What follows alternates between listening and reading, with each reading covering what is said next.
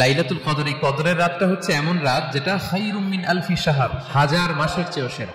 1000 মাসে অর্থাৎ 1000 মাসে হয় 83 বছর 4 মাস। রমাদানের শেষ দশকের বেজোর রাত্রিগুলোতে তোমরা কদর তালাশ করো, তাহলে এই কদর সুনিশ্চিত ভাবে তোমরা পাবে। রাসূলুল্লাহ সাল্লাল্লাহু আলাইহি ওয়াসাল্লাম কদরের রাতগুলোতে কি কি ইবাদত করতেন? বিশেষভাবে 5টা কাজ রাসূল সাল্লাল্লাহু আলাইহি ওয়াসাল্লাম কদরের রাতে করতেন। এক নাম্বার কাজ হচ্ছে তিনি সারা রাত জেগে ইবাদত করতেন এবং পরিবারের লোকদেরকে ঘুমোতে দিতেন না, উঠিয়ে দিতেন। রমাদান মাস আসলে একটা আশা জাগানিয়া মাস। এই মাস আসলে আমাদের মধ্যে একটা উচ্ছ্বাস তৈরি হয়, একটা আবেগ তৈরি হয়, আমরা হোপফুল হয়ে উঠি। A month of hope. Ramadan কিন্তু আমাদেরকে আশা দেখায়। আমরা যখন রমাদানের বিভিন্ন রহমত বরকতের বর্ণনাগুলো শুনি, আমরা প্রত্যেকে আশাবাদী হয়ে উঠি। এবং বিশ্বাসীদের একটা বৈশিষ্ট্য হচ্ছে সবসময় আশাবাদী হওয়া, হোপলেস না হওয়া। আল্লাহ তাআলা সূরা ইউসুফে বলছেন, লা তাইয়াসু মির রাহিল্লাহ ইন্নাহু লা ইয়াইয়াসু মির রাহিল্লাহি ইল্লাল কওমুল কাফিরুন। তোমরা আল্লাহর রহমত থেকে নিরাশ হয়ে যাও না, তোমরা হোপলেস হয়ে যাও না। আল্লাহর রহমত থেকে নিরাশ শুধু তারাই হয় যারা অবিশ্বাসী, যারা কাফির। সো বিশ্বাসীরা সবসময় আশাবাদী থাকে। তো এই রমাদানুল মুবারক এটা আমাদেরকে সবসময় আশাবাদী করে,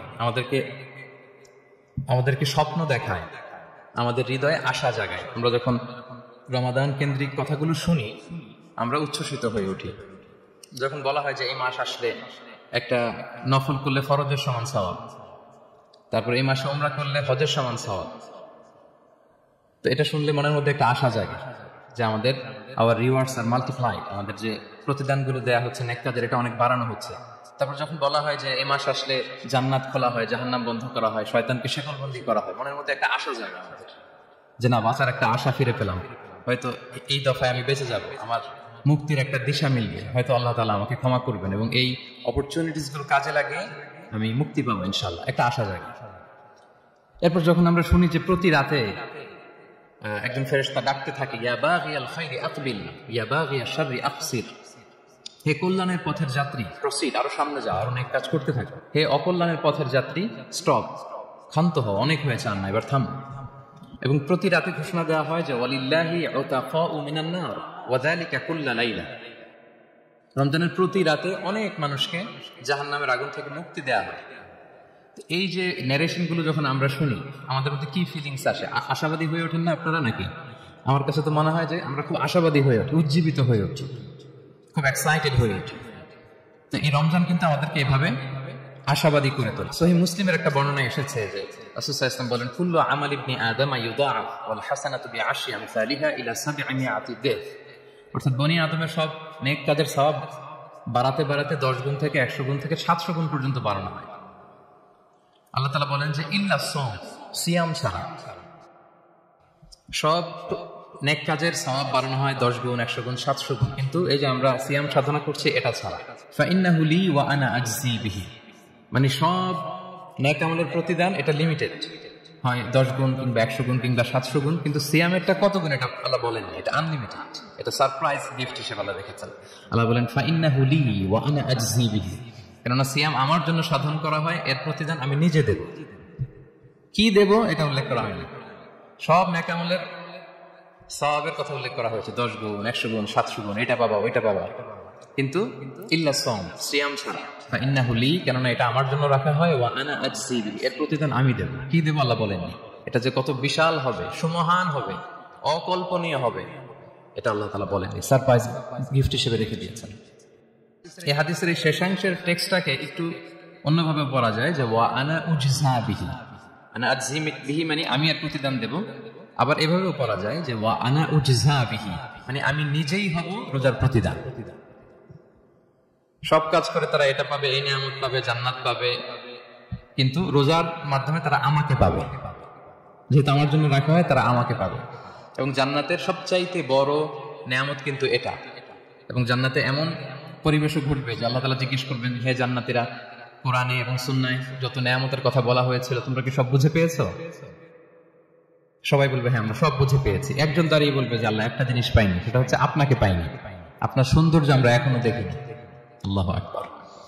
তো সে জান্নাতে সবচাইতে আনন্দ ঘন মুহূর্ত হবে যখন আমরা সরাসরি আল্লাহ তাআলাকে দেখব, এবং এটা রোজার প্রতিদান হিসেবে আল্লাহ সারপ্রাইজ গিফট হিসেবে রেখে দিয়েছেন। সুবহানাল্লাহ। এই বর্ণনাগুলো শুনলে আপনাদের কেমন লাগে বলেন? একটা আশা জাগে মনের ভিতরে, কি বলেন? It gives us hope, it makes us hopeful. তাহলে রমাদান আমাদেরকে আশাবাদী করে। এরপর রাসূল সাল্লাল্লাহু আলাইহি ওয়াসাল্লাম বলেছেন রোজার জন্য দুইটা খুশি রোজাদারদের জন্য, লিসাইমি ফারহাতুন ইনদা ফিতরি, একটা খুশি যখন সে ইফতার করে, এটা একটা আনন্দ, আসলে কিন্তু অনেক আনন্দ। পৃথিবীর কোন খাবার দাবারের সাথে ইফতারের তুলনা হয় না। অন্যান্য খাবারের মধ্যে নিয়ে আসা হচ্ছে, আমি সালাদ বানাচ্ছি আবার একটু করে খেয়ে ফেলতেছি, আমি একটা কিছু রান্না করতেছি একটু ট্রাই করতেছি, কিন্তু ইফতারের অ্যারেঞ্জমেন্টটা আলাদা, কেউ ট্রাই করতে পারতেছে না, শুধু আনা হচ্ছে, টেবিলে সাজানো হচ্ছে, রাখা হচ্ছে, দোয়া হচ্ছে, বারবার ঘড়ির দিকে তাকানো হচ্ছে কখন সেই মুহূর্তটা আসবে, আসা মাত্রই বিসমিল্লাহ বলে আমরা মুখে দেই। তো এটার আনন্দটাই আলাদা। এবং রোজা শেষে প্রথম যে খাবারটা আমাদের মুখে লাগে এটার যে স্বাদ পৃথিবীর অন্য কোনো খাবারের ওই স্বাদ হয়। অন্য সময় তো আমরা খেজুর খাই, কিন্তু ইফতারের সময় প্রথম যে খেজুরটা আমরা খাই এটার একটা অন্যরকম তৃপ্তি না? তার মানে জান্নাতের একটা আবহ এখানে, জান্নাতেও এরকম একই রকম খাবার দেওয়া হবে কিন্তু তৃপ্তি স্বাদ আলাদা। উতুবিহি মুতাশাবিহা। দুনিয়াতে যে আমি ওয়াটারমেলন খাচ্ছি, জান্নাতেও নাকি এটাই দেওয়া হবে। তো মানুষ প্রশ্ন করবে যে আল্লাহ এটা তো আমরা খেয়েছি, এটা কেন? আল্লাহ বলে এটা খেয়ে দেখো, এটা ওই রকম না, এটার তৃপ্তি আলাদা, এটার স্বাদ আলাদা। তাহলে এটা একটা আমাদের আনন্দ ইফতারের সময়। আর একটা ফারহাতুন ইনদা লিকাই রাব্বি, যখন আমরা আমাদের রবের সাথে সাক্ষাৎ করব, সেটা অনেক বড় আনন্দের হবে। এবং জান্নাতে ঢোকার অনেকগুলো এন্ট্রি আছে, এই যে আমাদের এখানে কয়েকটা এন্ট্রি আছে। জান্নাতের একটা স্পেশাল এন্ট্রি থাকবে সাইমিনদের জন্য, রোজাদারদের জন্য। ইন্না ফিল জান্নাতি সামানিয়াতু আবওয়াব মিনহা বাব ইউসাম্মা আর-রায়্যান। অনেকগুলো দরজা, একটা দরজা আছে নাম হচ্ছে আর-রায়্যান। লা ইয়াদখুলুহু ইল্লা সাইমুন, রোজাদাররা ছাড়া কেউ এই রায়্যান দিয়ে ঢোকার পারমিশন পাবে না। মান দাখালাহু লাম ইয়াযমা আবাদা, একবার যে সেখান দিয়ে ঢুকবে চিরকালের জন্য তার গলা থেকে তৃষ্ণা মিটে যাবে। কি আপনারা কি একটু হোপফুল হতে পারছেন নাকি? আশাবাদী হতে পেরেছেন সবাই? তাহলে Ramadan is the month of hope. Ramadan আমাদেরকে আশাবাদী করে। সম্মানিত ভাই এবং বোনেরা, আমরা উজ্জীবিত হয়ে উঠি, আমরা স্বপ্ন দেখি, বাঁচার স্বপ্ন, আমরা মুক্তি পাওয়ার একটা আমরা প্রচেষ্টা পাই এখানে। তাহলে প্রথম কথা হচ্ছে রমাদান আসলে আমাদেরকে আশাবাদী করে তোলে। রমাদান যেমনি ভাবে আমাদেরকে আশাবাদী করে তোলে সম্মানিত দিনী ভাই এবং বোনেরা, এট দ্য সেম টাইম রমাদান কিন্তু আমাদের জন্য অনেক সতর্কতামূলক বাণী উপস্থাপন করে। মানে এটা যেমনি the month of hope, at the same time it is the month of warning. দুইটাই আছে, চেক এন্ড ব্যালেন্স। এটা যেমনি হোপ জায়গায় আবার ওয়ার্নিং ও আছে। দুইটা ওয়ার্নিং এর হাদিস শুনি। সহিহ বুখারীর বর্ণনা, রাসূল সাল্লাল্লাহু আলাইহি ওয়াসাল্লাম বলেন, মান লাম ইয়াদা কাওলা যুরি ওয়াল আমালা বিহি ফালাইসা লিল্লাহি হাজাতুন আন ইয়াদা তাআমাহু ওয়া শারাবাহু। রোজা রেখে যে ব্যক্তি মিথ্যা কথা, মিথ্যা কাজ মানে পাপ কাজ, অন্যায় কাজ ছাড়তে পারলো না, তার না খেয়ে থাকা, না পান করে থাকাতে আল্লাহর কিছু যায় আসে না। তার ওই রোজার আল্লাহর কোনো প্রয়োজন নাই। এটা জাস্ট উপোস, এটা জাস্ট অনাহার, জাস্ট আমি পানি খাইনি, আমি খাবার দাবার গ্রহণ করিনি, দ্যাটস ইট, এতটুকুই। এতে আল্লাহর কিছু যায় আসে না। এটার কোনো সিগনিফিকেন্স আল্লাহ তাআলার কাছে নাই যে রোজাও রাখলে আবার মিথ্যাও বলে, রোজাও রাখলে আবার গীবত করতেছে, রোজাও রাখে অন্যের জন্য অকল্যাণ কামনা করে, রোজাও রাখে খারাপ কাজ করতেছে, নিষিদ্ধ কাজগুলো করতেছে। তাহলে এই রোজা রাখা না রাখার সময় এই রোজায় কোনো ফায়দা নাই। একটা ওয়ার্নিং পাওয়া গেছে না এখানে, যে ওয়ার্নিং, রোজা রেখে সাবধান, কোনো পাপ কাজের সাথে জড়ানো যাবে না। আরেকটা ভয়ঙ্কর ওয়ার্নিং, যেটা বেসিকলি রাসূল সাল্লাল্লাহু আলাইহি ওয়াসাল্লামের পক্ষ থেকে গভীর হুঁশিয়ারি এবং বদদোয়া, বেসিকলি খুবই ভয়ঙ্কর এই বর্ণনাটা। মুসনাদে বাজ্জারে হাদিসটা এসেছে, হাদিসটি হাসান পর্যায়ের হাদিস। জাবির ইবনে সামুরা রাদিয়াল্লাহু তাআলা আনহু বলেন, সাইদান নবী সাল্লাল্লাহু আলাইহি ওয়াসাল্লাম আল মিম্বার, রাসূল সাল্লাল্লাহু আলাইহি ওয়াসাল্লাম মসজিদে নববীর মিম্বারে আরোহণ করলেন। ফাকালা আমিন আমিন আমিন, তিনবার তিনি আমিন বললেন, আমিন আমিন আমিন। ফালাম্মা নাযালা সুইলা আন যালিক, যখন নেমে আসলেন জিজ্ঞেস করা হলো, রাসূল সাল্লাল্লাহু আলাইহি ওয়াসাল্লাম আপনি আমিন আমিন আমিন বললেন, এমন তো করতে দেখি না কখনো, কেন বললেন? ফাকালা, রাসূল সাল্লাল্লাহু আলাইহি ওয়াসাল্লাম বললেন, আতানি জিবরিলু, জিবরাইল একটু আগে আমার কাছে এসেছে। ওয়াকাল, এবং বলেছে, রহিমা আন ফুমরিইন আদরাকা রমাদান ফালাম ইউগফার লাহ, ওই ব্যক্তির ধ্বংস হোক যে রমাদান পেল কিন্তু নিজের জীবনের গুনাহ ক্ষমা করাতে পারল না। কুল আমিন, আমাকে আমিন বলতে বলা হলো, ফাকুলতু আমিন, আমি বললাম আমিন। রহিমা আন ফুমরিইন যুকিরতা ইনদাহু ফালাম ইউসাল্লি আলাইহি, যার সামনে হে নবী আপনার নাম উচ্চারণ করা হলো কিন্তু সে আপনার উপর দুরূদ পড়ল না, তার ধ্বংস, আমি বললাম আমিন। রহিমা আনফু রাজুলিন আদরাকা ওয়ালিদাইহি আও আহাদাহুমা ফালাম ইউগফার লাহ, যে ব্যক্তি তার পিতামাতা উভয়কে পেল কিংবা দুজনের একজনকে পেল কিন্তু তাদের সেবা শুশ্রূষা, তাদের প্রতি ইহসান করে, তাদের খেদমত করে সে ক্ষমা পেল না, আল্লাহর পক্ষ থেকে ক্ষমা অর্জন করতে পারল না, তার জন্য ধ্বংস, আমি বললাম আমিন। সম্মানিত সুধী, রাসূল সাল্লাল্লাহু আলাইহি ওয়াসাল্লামের পক্ষ থেকে বদদোয়া, হুঁশিয়ারি এবং তাদের ধ্বংসের জন্য রাসূল সাল্লাল্লাহু আলাইহি ওয়াসাল্লাম আমিন বলেছেন। কে আমিন বলেছেন বলেন তো সবাই? কে বলেছেন? স্বয়ং রাসূলুল্লাহ সাল্লাল্লাহু আলাইহি ওয়াসাল্লাম বলেছেন আমিন। রাগিমা আনফু ইমরিইন আদরাকা রমাদান ফালাম ইগফার লাহ। ওই ব্যক্তির ধ্বংস যে রমাদান পেল কিন্তু নিজের গুনাহ ক্ষমা করাতে পারল না। এবার কি একটু ভয় লাগতেছে? এতক্ষণ তো খুব হোপফুল ছিলাম আমরা, এখন কেমন মনে হচ্ছে আপনাদের বলুন? রমাদান পেলাম কিন্তু মুক্তি নিশ্চিত করতে পারলাম না, ক্ষমাপ্রাপ্ত বান্দাদের যে লিস্ট ওখানে নিজের নাম তুলতে পারলাম না, তাদের জন্য ধ্বংস। এবং এই বদদোয়া করে স্বয়ং রাসূলুল্লাহ সাল্লাল্লাহু আলাইহি ওয়াসাল্লাম বলেছেন আমিন। এই দোয়া তো সুনিশ্চিতভাবে আল্লাহ তাআলার কাছে কবুল। এই ব্যাপারটা কিন্তু খুবই ভয়ঙ্কর। It's a reminder for me and for all of you. আমরা যেন আমাদের প্রত্যেক কাজের মধ্য দিয়ে রমাদানে এটা ভাবি যে আমি ক্ষমাপ্রাপ্ত বান্দাদের অন্তর্ভুক্ত হতে পারলাম কিনা। এই রমাদানে ইবাদতের মধ্য দিয়ে আমি আল্লাহর ক্ষমা, মুক্তি, জাহান্নাম থেকে মুক্তি নিশ্চিত করতে পারলাম কিনা, এটা কিন্তু আমাদেরকে বারবার খেয়াল রাখতে হবে। তাই রমাদান যেমনি আমাদেরকে হোপফুল বানায়, আশা দেখায়, সম্ভাবনার মাস, আশা জাগা নিয়ে মাস, at the same time this is the month of warning. এটা কিন্তু সতর্কতার মাস, সতর্কতা বাণী প্রদান করেছেন বিষ্ণু ইসলাম। রমাদান পেয়ে যারা ক্ষমা পেল না তাদের জন্য ধ্বংস। আল্লাহ তাআলা যেন আমাদেরকে ওই কাতারে না ফেলে। আল্লাহুম্মা জাআলনা মিন উতাকাইকা মিনান নার ফি শাহরি রমাদান, আল্লাহুম্মা আমিন। যারা ক্ষমাপ্রাপ্ত বান্দা হবে আমরা যেন তাদের অন্তর্ভুক্ত হতে পারি। আল্লাহ তুমি কবুল করো। আমরা সবাই পড়ি আমিন। পাশাপাশি সম্মানিত সুধী, আমাদের মুহতারাম ইউসুফ স্যার খুব সুন্দর করে খুব সংক্ষেপে তাকওয়ার ব্যাপারে বলছিলেন। আসলে এই রমাদানে আমাদের সব ইবাদতের মধ্য দিয়ে এটা আমাদেরকে খেয়াল করতে হবে যে আমাদের রোজার মূল উদ্দেশ্যটা হাসিল হচ্ছে কিনা, দ্য প্রাইম অবজেক্টিভ, যেটা আল্লাহ আয়াতের শেষাংশে বলেছেন লাআল্লাকুম তাত্তাকুন, যাতে করে তোমরা আল্লাহ সচেতন হতে পারো, গড কনশাস হতে পারো। এটা হচ্ছে দ্য প্রাইম অবজেক্টিভ অফ সিয়াম। অনেকে বলে যে রোজার মূল উদ্দেশ্য হচ্ছে না খেয়ে থাকা, মানে ক্ষুধার যন্ত্রণা উপলব্ধি করা। No, it's not the prime objective of সিয়াম। অনেকে মনে করে যে গরিবদের কেমন কষ্ট হচ্ছে এটা উপলব্ধি করা হচ্ছে রোজার মূল উদ্দেশ্য। এরকম অনেক উদ্দেশ্যের কথা বলে, এগুলো একটাও কিন্তু রোজার প্রাইম অবজেক্টিভ না। প্রাইম অবজেক্টিভ আল্লাহ তাআলা বলে দিয়েছেন লাআল্লাকুম তাত্তাকুন, মানে যাতে করে তোমরা আল্লাহ ভীরু হতে পারো। সো আমাদের সিয়াম কিয়াম, আমাদের সমস্ত প্রচেষ্টার মধ্য দিয়ে এই লাআল্লাকুম তাত্তাকুন অ্যাচিভ হচ্ছে কিনা এটা আমাদেরকে খেয়াল করতে হবে।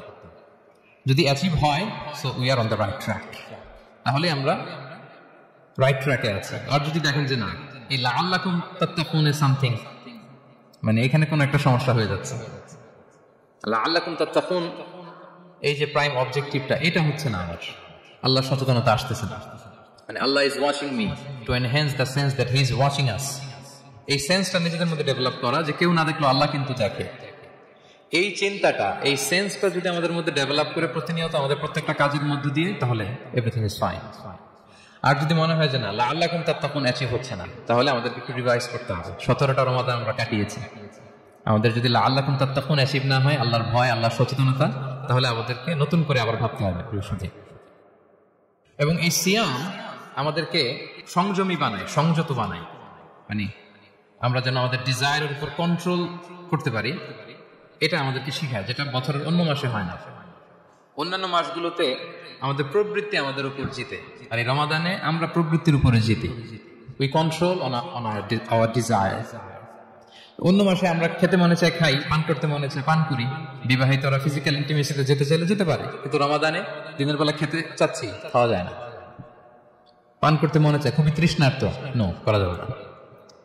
হালাল পন্থায় বৈধভাবে দিনের বেলা বিবাহিতরা কোনো ইন্টিমেসিতে যেতে পারবে না। তাহলে আমরা প্রবৃত্তির উপর কন্ট্রোল করতে শিখি। সারা বছর প্রবৃত্তি, ডিজায়ার, এটা আমাদের উপর কন্ট্রোল করে, আমাদের উপর জিতে। আর রমাদানে আমরা প্রবৃত্তির উপর জিতি।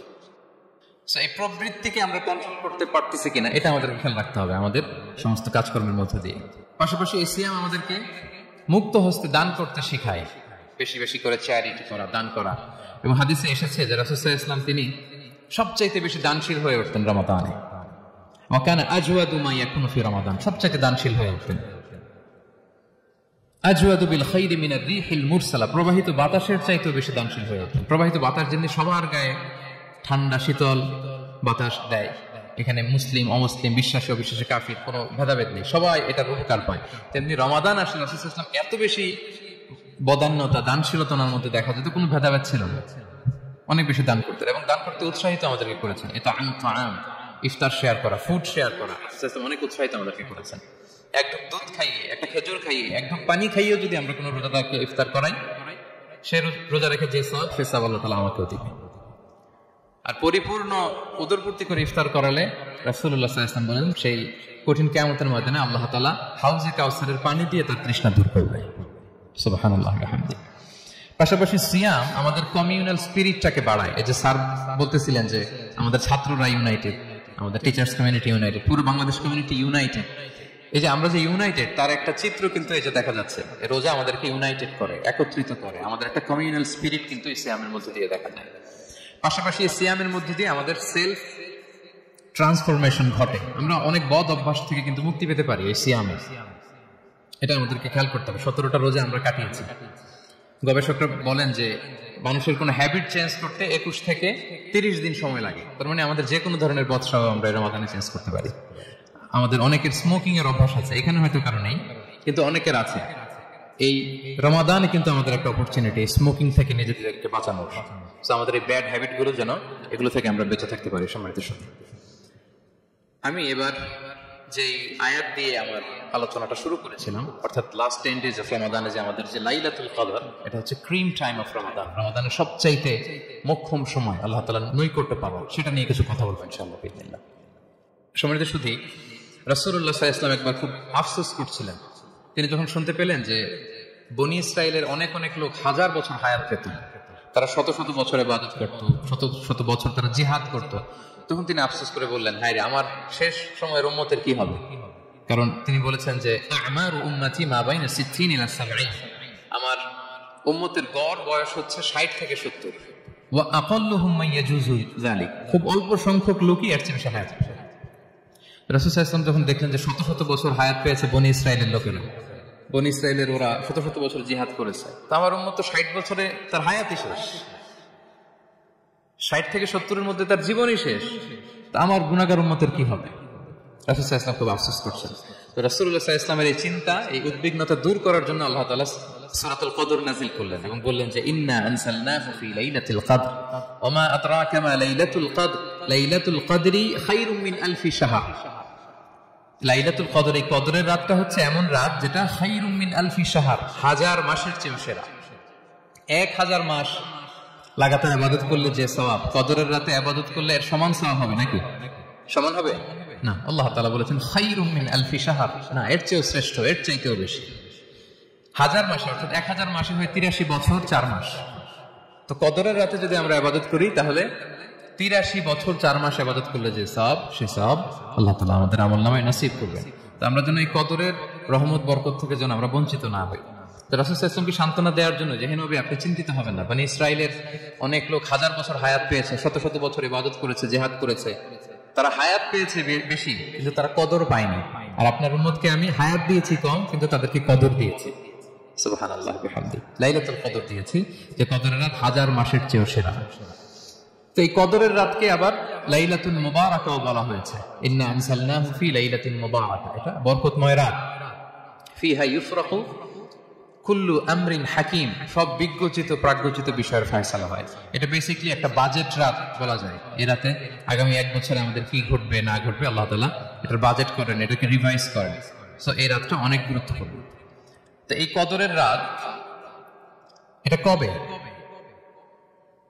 এটা স্পেসিফিক ছিল, মানে সুনির্দিষ্ট ছিল। রাসূল সাল্লাল্লাহু আলাইহি ওয়াসাল্লাম আমাদেরকে জানাতে চেয়েছিলেন কবে, কিন্তু রাসূল সাল্লাল্লাহু আলাইহি ওয়াসাল্লাম জানাতে পারেননি। সহিহ বুখারীতে এসেছে যে রাসূল সাল্লাল্লাহু আলাইহি ওয়াসাল্লাম খরাজান নবী সাল্লাল্লাহু আলাইহি ওয়াসাল্লাম লিয়ুখবিরানা বিলাইলাতিল কদর। উবাদা ইবনে সামিত রাদিয়াল্লাহু তাআলা আনহু বলেন, রাসূল সাল্লাল্লাহু আলাইহি ওয়াসাল্লাম আমাদেরকে জানাতে বের হয়েছিলেন যে কবে কদরের রাতটা। ফাতালাহা রাজুলান মিনাল মুসলিমিন, হঠাৎ মুসলমানদের মধ্যে থেকে 2 জন ঝগড়া লাগলো, তর্ক লাগলো। আর রাসূল সাল্লাল্লাহু আলাইহি ওয়াসাল্লাম হঠাৎ করে ওই ঝগড়ার দিকে খেয়াল করলেন, ওইদিকে খেয়াল করে ওই তারিখটার কথা তিনি ভুলে গেলেন। ফারুফিআত, রাসূল সাল্লাল্লাহু আলাইহি ওয়াসাল্লাম বললেন, আমার হৃদয় থেকে, অন্তঃকরণ থেকে এটাকে উঠিয়ে নেওয়া হবে।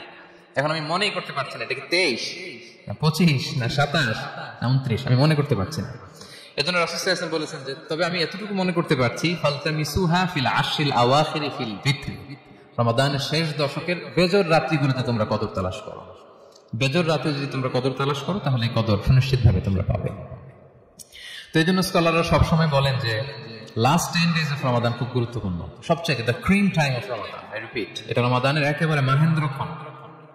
এই 10 দিনের যে কোনো 10 রাতের যে কোনো রাত কদর হয়ে যেতে পারে, বিশেষ করে অড নাইটস গুলো 21, 23, 25, 27 এবং 29, যে কোনো দিন হয়ে যেতে পারে কদর।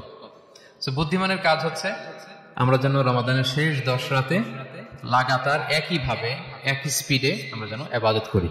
কোন রাতে বেশি করলাম, হয়তো 27 রাতে আমি খুব ভাব গাম্ভীর্য নিয়ে খুব আবেগ নিয়ে ইবাদত করলাম, কিন্তু হয়ে যেতে পারে যে এবছর কদর ছিল 25 রাত, হতে পারে না? পারে। তো আমরা তো মিস করে ফেললাম। তো আমরা যেন মিস না করি। বুদ্ধিমানের কাজ হবে সমান তালে ইবাদত করা। এবং এটা এত গুরুত্বপূর্ণ, রাসূল সাল্লাল্লাহু আলাইহি ওয়াসাল্লাম এত এমফাসাইজ করে কোন রাতের কথা বলেন।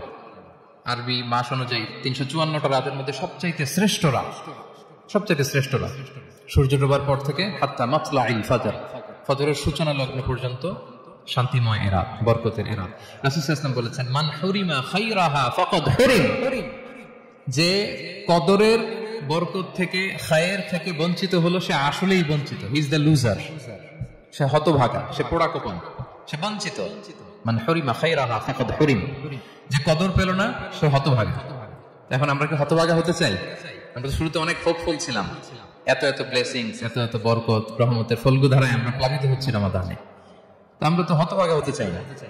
তো আমরা যেন এই শেষ 10 দিন এক তালে আন্তরিকতার সাথে ঈমান ও ইহতিসাবা আমরা যেন ইবাদত করি। সম্মানিত ভাই বোন বোনেরা, তাহলে আমরা সৌভাগ্যশীলদের অন্তর্ভুক্ত হতে চাই, হতভাগা হতে চাই না। আমরা এবার একটু শুনবো যে রাসূলুল্লাহ সাল্লাল্লাহু আলাইহি ওয়াসাল্লাম কদরের রাতগুলোতে কি কি ইবাদত করতেন। আমি খুঁজে 5টা আমলের কথা পেয়েছি বিশেষভাবে, কমন যে আমলগুলো সেগুলো তো ছিলই, বিশেষভাবে 5টা কাজ রাসূল সাল্লাল্লাহু আলাইহি ওয়াসাল্লাম কদরের রাতে করতেন। 1 নম্বর কাজ হচ্ছে তিনি সারা রাত জেগে ইবাদত করতেন এবং পরিবারের লোকদেরকে ঘুমোতে দিতেন না, উঠিয়ে দিতেন। বছরের অন্য কোন সময়ে সারা রাত জেগে ইবাদত করার কোন নজির রাসূল সাল্লাল্লাহু আলাইহি ওয়াসাল্লামের জীবনে ছিল না। সব রাতে ঘুমাতেন। আমি জোহর বারুতে একটা কনভেনশনে the daily routine of prophet সাল্লাল্লাহু আলাইহি ওয়াসাল্লাম একটা আলোচনা করেছিলাম, যেখানে রাসূল সাল্লাল্লাহু আলাইহি ওয়াসাল্লামের দৈনন্দিন জীবনের রুটিন আলোচনা করেছিলাম। সেখানে আমরা বলেছি রাসূল সাল্লাল্লাহু আলাইহি ওয়াসাল্লামের দৈনন্দিন অভ্যাস ছিল তিনি এশার পরেই তাড়াতাড়ি ঘুমিয়ে পড়তেন আর মিড নাইটে উঠতেন। রাসূল সাল্লাল্লাহু আলাইহি ওয়াসাল্লামের কর্মদিবস শুরু হতো মিড নাইটে। আমাদের তো সকালে কারো আরো অনেক পরে শুরু হয়, রাসূল সাল্লাল্লাহু আলাইহি ওয়াসাল্লামের কর্মদিবস শুরু হতো বেসিক্যালি মিড নাইটে। এশার পরে কথাবার্তা না বলে আগে ঘুমোতে যেতেন, মিড নাইটে উঠতেন, কিন্তু ঘুমাতেন। ঘুম ছাড়া রাত কাটাতেন না। সারা বছরের এটা ছিল যে এশার পর পরে ঘুমোতে যেতেন, except the last 10 days of Ramadan. রমাদানের শেষ 10 রাতে রাসূল সাল্লাল্লাহু আলাইহি ওয়াসাল্লাম ঘুমাতেন না। এই 10 দিনের ব্যাপারেই পাওয়া যায় সারা রাত জেগে তিনি ইবাদত করতেন। আম্মা জান আয়েশা রাদিয়াল্লাহু তাআলা আনহা বলেন, ইযা দাখালাল আশরু আহিয়াল লাইলা ওয়া আইকাযা আহলা ওয়া জাদ্দা ওয়া শাদ্দাল মিজার। রমাদানের শেষ দশক যখন আসতো রাসূল সাল্লাল্লাহু আলাইহি ওয়াসাল্লাম সারা রাত জেগে ইবাদত করতেন। পরিবারের সদস্যদেরকে জাগিয়ে তুলতেন, স্ত্রীদের ঘুমাতে দিতেন না, জাগিয়ে তুলতেন। ফাতেমা রাদিয়াল্লাহু তাআলা আনহার ঘর পাশেই ছিল, তাদেরকে যে জাগাতেন এবং নিজে সারা রাত ইবাদত করতেনই। জাদ্দা ওয়া শাদ্দাল মিজার, খুবই বলিষ্ঠ ভাবে, খুব মজবুত ভাবে কোমরে গামছা বেঁধে নামার একটা এক্সপ্রেশন এখানে দেওয়া হয়েছে। মিজার, ইজহার মানে হচ্ছে বাংলা করলে হয় লুঙ্গি। লুঙ্গি আমরা যখন খুব শক্ত কোনো কাজ করতে যাই তখন তারা কি করে, খুব টাইট করে লুঙ্গিটা বাঁধে। তার মানে বোঝানো হচ্ছে রাসূল সাল্লাল্লাহু আলাইহি ওয়াসাল্লাম কোমরে ভালো করে লুঙ্গি বেঁধে বা গামছা বেঁধে আটকাট বেঁধে নামতেন শেষ 10 দিনের জন্য। এই সময় তিনি মানে কাউকে কেমন যেন চিনতেন না, সবসময় ইবাদতে মগ্ন থাকতেন। এটা আমরা করতে পারি যে শেষ 10 দিনে, আর যেহেতু 3 দিন বাকি, আমরা একটা স্পেশাল প্ল্যান করতে পারি যে আমরা আমাদের সর্বোচ্চটুকু উজাড় করে দিয়ে লাস্ট 10 days অফ রমাদানের এই বরকত আমরা হাসিল করবো, এটা যেন আমাদের মিস না হয়।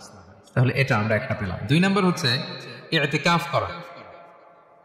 রাসূলুল্লাহ সাল্লাল্লাহু আলাইহি ওয়াসাল্লাম রমাদানের শেষ 10 দিন ইতিকাফ করতেন। আমাদের আয়েশা রাদিয়াল্লাহু তাআলা বলেন, কানা ইয়াতাকিফুল আশরাল আওয়াখির মিন রমাদান। রমাদানের শেষ দশকে তিনি ইতিকাফ করতেন হাত্তা তাওয়াফাহুল্লাহ, ওনার ইন্তেকালের আগ পর্যন্ত এই অভ্যাসটাই তিনি জারি রেখেছেন। সুম্মা আতাকাফা আজওয়াজুহু মিন বাদে, তারপর ওনার স্ত্রীরা ইতিকাফ করেছেন।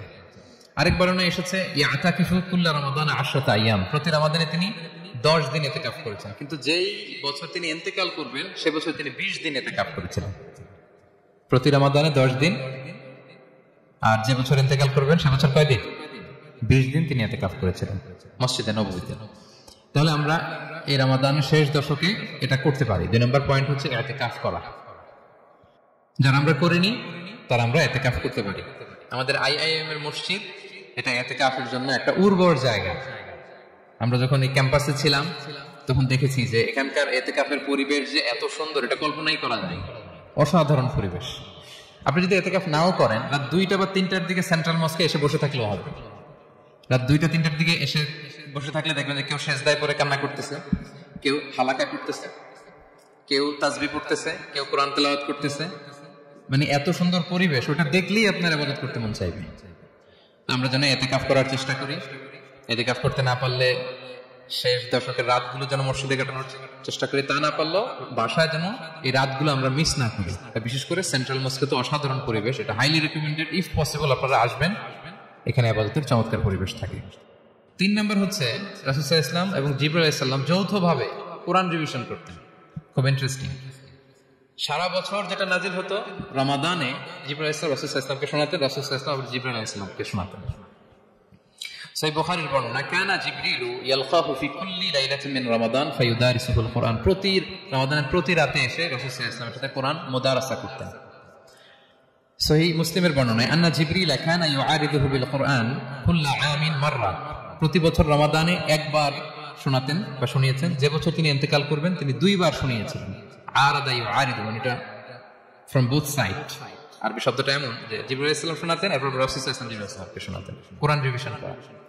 তো এই শেষ দশকের রাতগুলোতে আমরা যেন বেশি বেশি কোরআন পড়ি, কোরআন তেলাওয়াত, কোরআনিক রিসাইটেশন হতে পারে, কোরআনের অর্থ পড়া হতে পারে, তাদাব্বুরে কোরআন হতে পারে, কোরআনের হালাকায় জয়েন করা হতে পারে।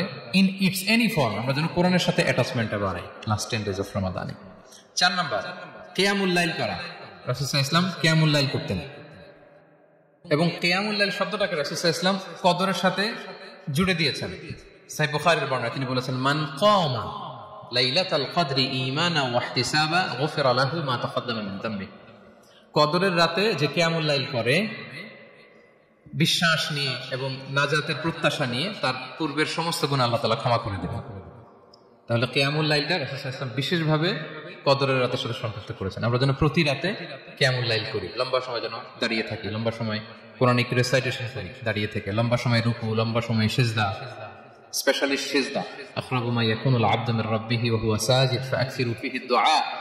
বান্দা যখন সিজদায় থাকে আল্লাহ সবচেয়ে কাছে থাকে, তো আমরা তো আল্লাহর সবচেয়ে কাছে যেতে চাই এই ক্রিম টাইমটাতে। কি বলেন? আমরা যেন লম্বা সময় সিজদাতে থাকি। কিন্তু আমাদের অনেকের যেটা হয়, নামাজে তাড়াহুড়ো, অনেকের সব ব্যস্ততা যখন নামাজে দাঁড়ায় এরকম হয়ে যায়। রাসূল সাল্লাল্লাহু আলাইহি ওয়াসাল্লামের সালাত যদি আমরা খেয়াল করি, বিশেষ করে কিয়ামুল লাইলে এত যে সুন্দর ছিল। আম্মা জান আয়েশা রাদিয়াল্লাহু তাআলা আমাকে জিজ্ঞেস করা হয়েছিল যে, হে আম্মা জান, রাসূল সাল্লাল্লাহু আলাইহি ওয়াসাল্লামের কিয়ামুল লাইল কেমন ছিল, কিভাবে কিয়ামুল লাইল করতেন? আম্মা জান আয়েশা, দেখেন ওনার এক্সপ্রেশনটা কত সুন্দর। তিনি বলেছেন, ফালা তাসআল আন হুসনিহিন্না ওয়া তুলিহিন্না। রাসূল সাল্লাল্লাহু আলাইহি ওয়াসাল্লামের কিয়াম যে কত সুন্দর ছিল, কত লম্বা ছিল, আমায় জিজ্ঞেস করো না, আমি বলতে পারবো না। আমরা অনেক সময় যখন খুব বেশি চমৎকার কিছু হয় তো আমরা কি বলি, ভাই এত সুন্দর ছিল, আমি বোঝাতে পারবো না। এরকম বলি না যে এত অসাধারণ, আমি বলে বোঝাতে পারবো না। বাংলাতেও কিন্তু আমরা বলি এত চমৎকার, বলে বোঝাতে পারবো না, শব্দের গুণনে, ভাষার গুণনে আমি ফুটিয়ে তুলতে পারবো না। আমাদের আয়েশা এটাই বলেছিলেন, ফালা তাসআল আন হুসনিহিন্না ওয়া তুলিহিন্না। রাসূল সাল্লাল্লাহু আলাইহি ওয়াসাল্লামের রাতের নামাজ কিয়ামুল লাইল যে কত সুন্দর ছিল, কত দীর্ঘ ছিল, লম্বা ছিল, আমায় জিজ্ঞেস করো না, আমি বলে বোঝাতে পারবো না। সুবহানাল্লাহ ওয়া বিহামদিহি। আমরা যেন লম্বা সময় কিয়ামুল লাইল করি। আমাদের আয়েশা রাদিয়াল্লাহু তাআলা আরো বলেন, কানা ইয়াকুমু মিনাল লাইলি হাত্তা তাতাফাত্তারা কদামা।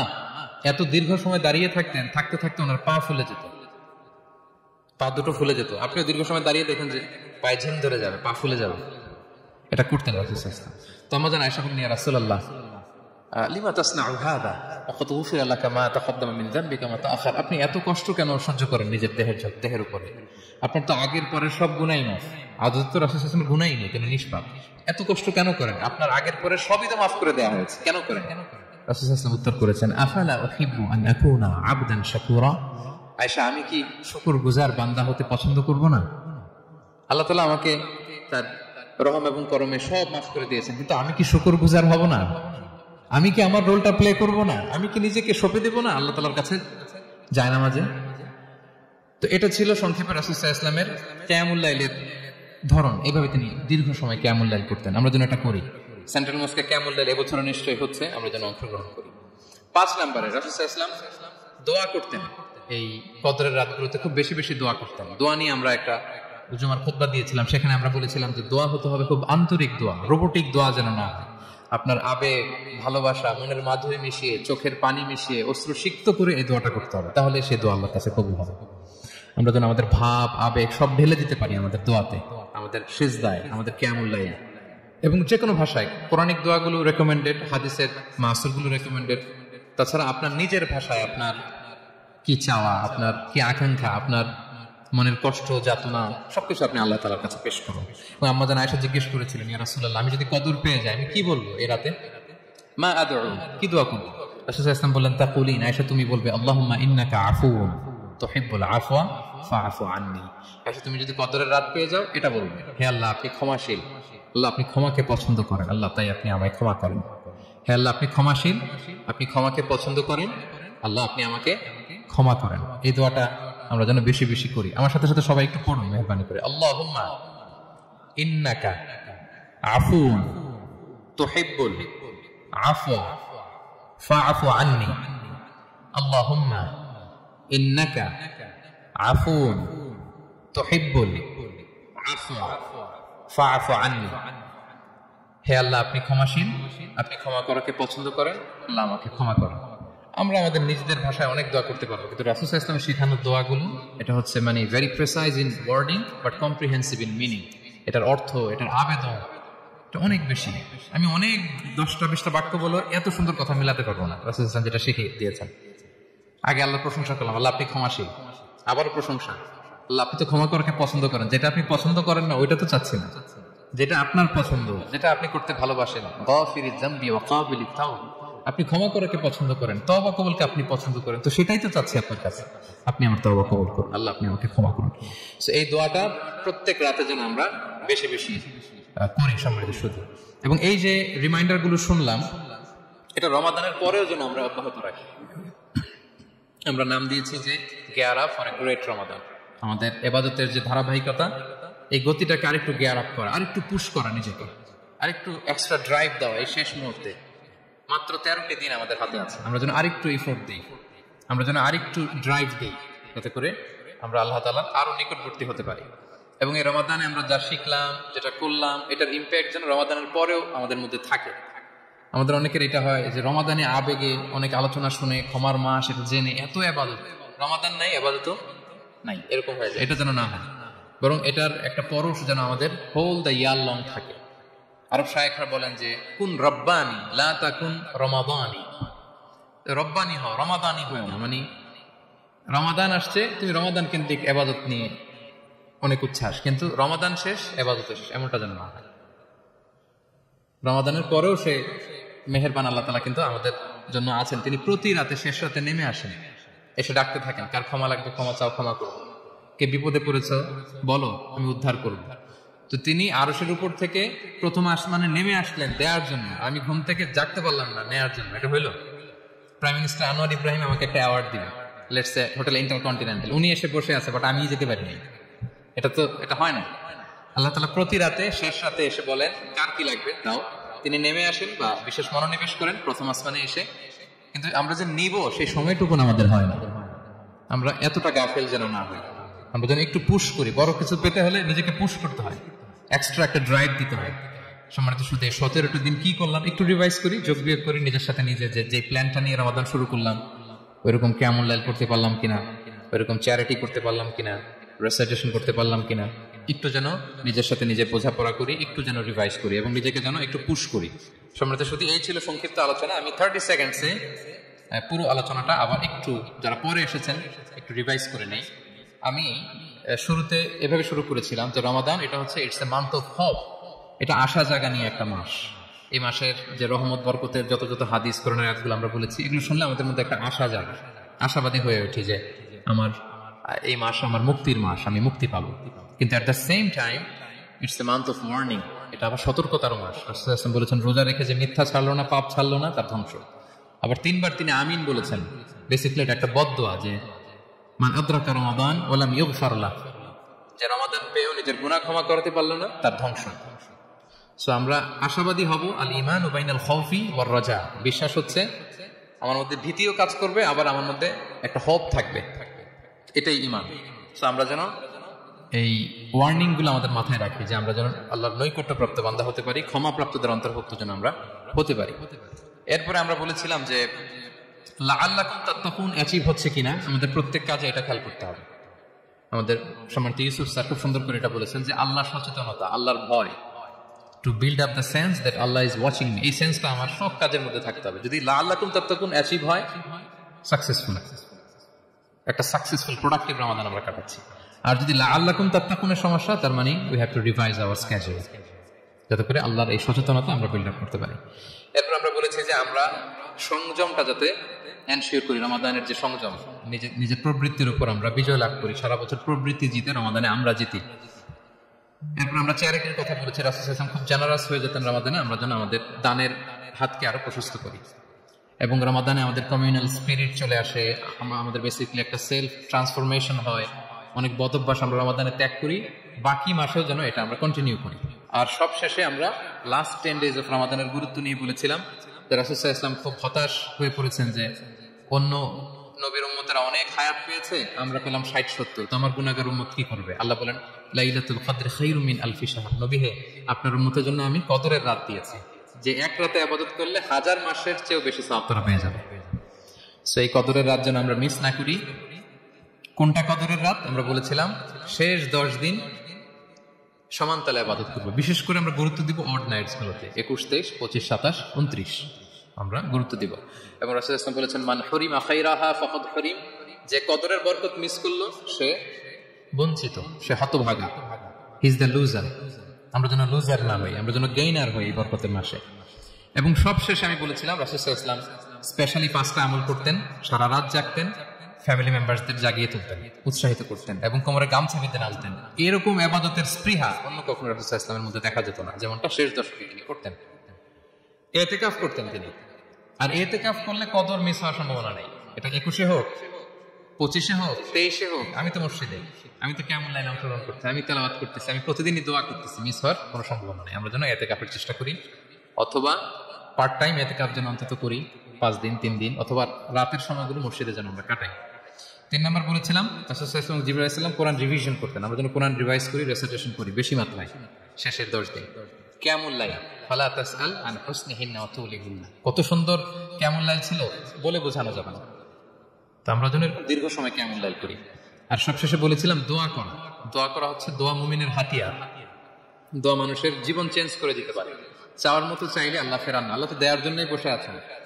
আমরা যেন কায়েমুল বাকি আল্লাহ তাআলার কাছে চাই, অশ্রুসিক্ত নয়নে যেন আমরা চাই। অনুতপ্ত বান্দার চোখের পানির ফোঁটা আল্লাহর কাছে খুব প্রিয়। 2 ফোঁটা আল্লাহর কাছে সবচেয়ে প্রিয়, জিহাদের ময়দানে মুজাহিদের রক্তের ফোঁটা আর অনুতপ্ত বান্দার চোখের পানির ফোঁটা। বান্দা অনুতপ্ত হয়ে, রিপেন্টেন্ট হয়ে চোখের পানি ছেড়ে যখন কাঁদে আর দোয়া করে, ওই চোখের পানি চোখ বেয়ে, নাকের ডগা বেয়ে মাটিতে পড়ার আগে আল্লাহ তার সব গুনাহ মাফ করে দেয়। আমরা যেন সেই অনুতপ্ত বান্দাদের কাতারে শামিল হতে পারি। রাসূল সাল্লাল্লাহু আলাইহি ওয়াসাল্লাম যেভাবে কিয়ামুল লাইল করতে আমাদেরকে উৎসাহিত করেছেন, আমরা যেন সেভাবে কিয়ামুল লাইল করতে পারি।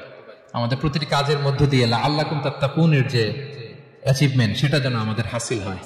এবং এই রমাদানকে যেন আমরা আমাদের জীবনের সর্বশেষ রমাদান মনে করি। আমাদের চিফ ইমাম অফ সেন্ট্রাল মস্ক, ইমাম রমাদান সুবকি, নামাজের আগে একটা সুন্দর কথা বলেন যে পারফর্ম দিস সালাহ as if this is your last and final prayer. এমন ভাবে নামাজে দাঁড়াও, মনে করো এটাই হতে পারে জীবনের শেষ নামাজ। রাসূল সাল্লাল্লাহু আলাইহি ওয়াসাল্লাম এটাই বলেছেন। সো আমরা বিগত বছরগুলোতে আমাদের অনেক প্রিয়জনদের হারিয়েছি এই কোভিড এর কারণে।